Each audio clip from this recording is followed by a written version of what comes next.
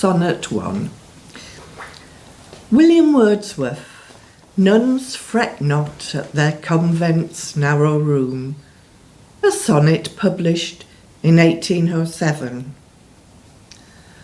Nuns fret not at their convent's narrow room, and hermits are contented with their cells, and students with their pensive citadels.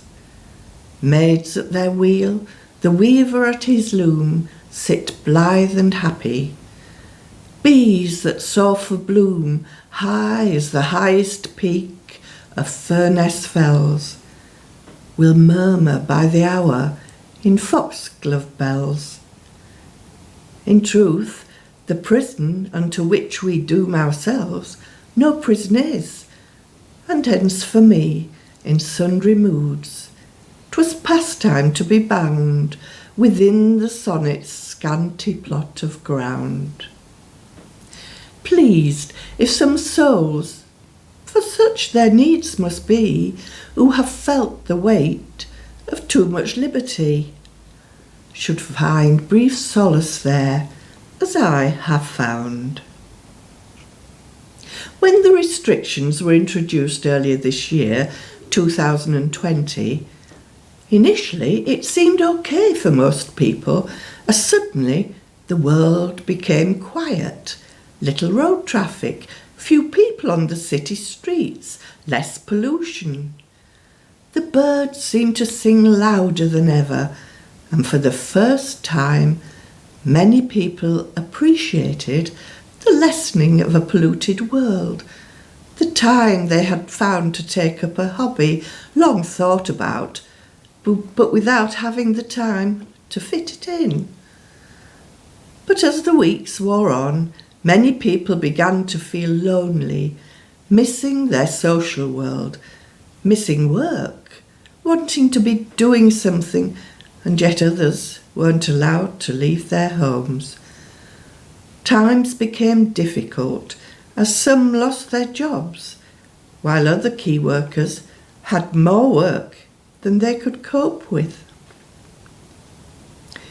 Always having loved poetry, but never having time to read it as much as I wished, I returned to reading Wordsworth in earnest again.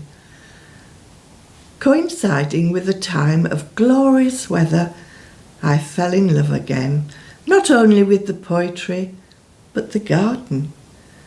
The poetry spoke to me in a way I had never before experienced. After several months, I decided to read through all the sonnets and put comments down on paper. Through the poetry and the reflection on it, I realised that I actually appreciate this quieter life and want to choose to continue, even when social activities outside the home start up again. Now that the restrictions have been eased, there is no wish to return to the old normal. The sonnet above shows that we may choose to live what to others may seem narrower and restricted lives. But there is no restriction if it is a choice we make. As Wordsworth writes, "In truth, the prison unto which we doom ourselves, no prison is."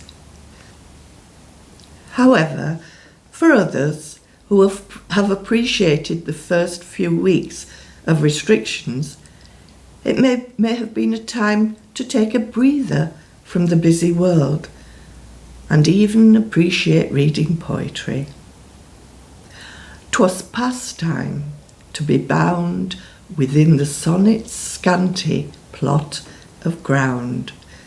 Pleased if some souls, for such their needs must be, who have felt the weight of too much liberty,